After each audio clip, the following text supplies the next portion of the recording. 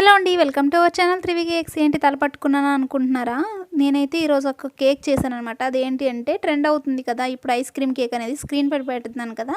So అదైతే చేశాను, flop అయిపోయింది అనమాట. సో ఎలా చేసుకున్నాను అనేది చూపిస్తాను. సో ఫస్ట్ అయితే మనకి కేక్ చేశాక పై లేయర్ అనేది కొంచెం డోమ్ షేప్లో వస్తుంది కదా, దాన్ని కట్ చేసి పక్కన పెట్టేస్తాం కదా. సో దాంతో అయితే చేసుకున్నాను అనమాట. సో ఫస్ట్ అయితే కేక్ కోసం కావాల్సిన పీసెస్ అయితే కట్ చేసుకుని పక్కన అయితే పెట్టేసుకున్నాను.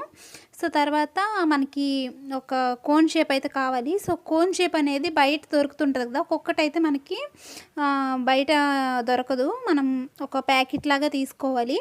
సో ఇంట్లోనే చాక్లెట్తో ప్రిపేర్ చేద్దామని చెప్పి చాక్లెట్తో ప్రిపేర్ చేశాను అనమాట.